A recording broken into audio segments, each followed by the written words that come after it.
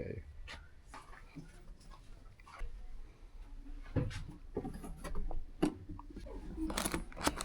Because you're the stage mother. You're not. So you're not in this. Ay, wala may kuon. No.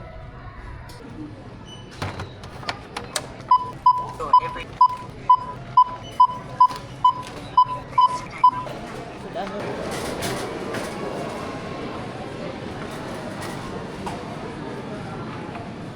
We're first.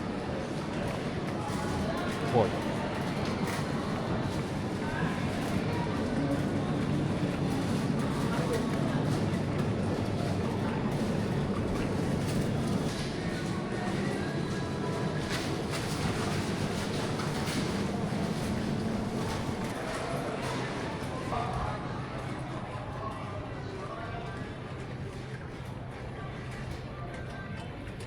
Good morning, guys. My name is Rod. I'm a Filipino nurse living and working in Australia. I'm a husband and I'm also a father of two wonderful boys. Now, I make videos about Australia. I document my life here in New South Wales. So, welcome to the channel and to the new subscribers. Hi.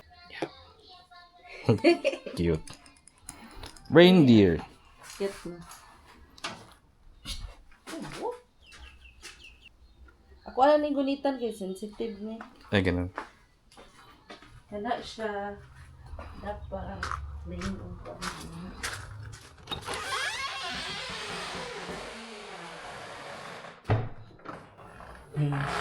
Kera. Hey, kayo. Pwede yun sila ka nang dili kay siya mamove. Pero mamove na siya, no? Ako na gunitan. Dito na lang. Bagay, hardened. Kuan man na, chocolate. Oh, harden mo day. Oh. Okay.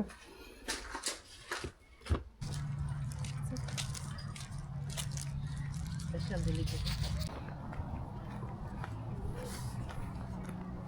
Doon sa last two videos na ginawa ko, na-mention ko sa inyo na isa sa mga anak ko, yung panganay namin, is under the NDIS funding.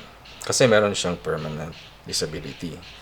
So, yung mga gifts na binigay namin sa teachers niya is, so it's a simple, a simple action or simple thank you gift para sa mga teachers na nag-support sa amin throughout our journey sa first year of school niya. Na-appreciate namin yung effort ng mga teachers niya kasi hindi kasi madali mag-alaga ng mga estudyante, mga batang may mga permanent disability. Mahirap. Napaka-rewarding. Pero, andun yung mga challenges. So, it's just a simple thing to say thank you to the teachers and to the people that supported us throughout this year of 2025. Kumbaga, it's a simple Christmas gift para sa kanila. Yeah. To make them smile and to make them feel that we're here, mga parents that appreciate their effort. To give you a little background sa story ng anak namin.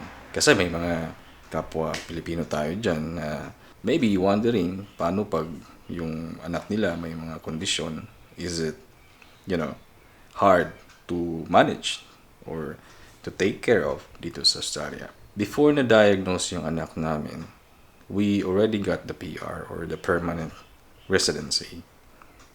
Kasi pag merong kondisyon yung anak nyo and then you're trying to get permanent residency, napaka-challenging ng process. So for us, we got the PR first, and then a couple of years or 3 years, dun siya na-diagnose na may disability siya. So, yung process ng pag-obtain ng funding namin is smooth at hindi siya problematic. So we are very thankful of that dito sa Australia. And recently lang, pinasa ko na lahat yung reports, recommendations, letters na galing sa mga specialists gaya ng pediatrician, gaya ng speech pathologist, yung mga early interventionist, school counselor, at saka yung OT. Para yung funding niya is magpatuloy. So, yung perang yun, yung funding na yun will help them to live para bayaran yung mga allied health na makakatulong, o yung mga services na makakatulong sa bata to live a normal life as much as possible.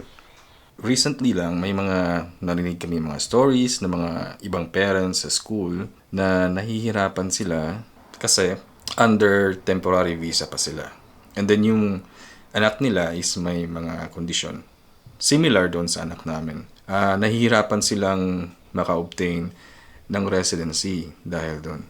Sa pagkakaalam ko, if you're on a temporary visa and you're applying for residency and then you have a dependent child na may condition, it will be considered na burden siya sa Australian government, lalong-lalo na sa funding. It's sad. It's sad to hear, pero ganun talaga. Ganun yung process. I know you're not asking for advice, pero bibigay ko sa inyo is that if you wanted to build a family dito sa Australia, make sure that you get your permanent residency first or citizenship bago kayo magplanong mag-anak. Kasi we don't know, and hopefully na pag may children na kayo, all of them are they don't have conditions that will compromise doon sa status nyo dito sa Australia.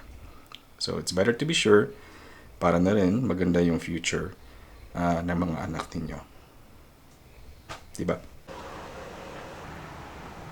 Now, kung kami yung magbabayad ng lahat ng expenses, lahat ng bills sa mga therapies, sa mga specialista, it will shred around 2,300, 2,500 per month sa income namin. So dati mas malaki kasi halos 2 to 3 times a week. Ngayon, since he is at school, so doon na pumupunta yung mga specialista, yung mga therapist para sa mga sessions niya. One story I heard about a family na meron silang child na may disability.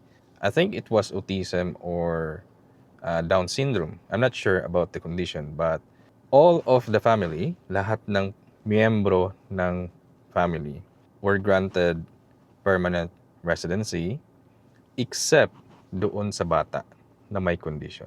So nakakalungkot. I don't know what happened to the family, pero yun yung story na narinig ko, and hopefully naremedyohan yung visa nila. Di ba? Grabe yung effect. Grabe yung lungkot na madarama mo. Isipin nyo, planuhin nyo mabuti if you're going here to Australia and you're planning to build a family. So, sana kahit pa paano itong video is nabigyan kayo ng valuable information. Pero, as usual, iba-iba naman tayo ng mga pathway, iba't iba tayo ng mga decision sa buhay. So, it's really up to you kung, anong gagawin mo, anong actions na iti-take mo sa journey mo dito sa Australia, or even if you're still in the Philippines planning to come or migrate here. I think that's it for this video, guys. Good luck, and I'll see you in the next one. Cheers!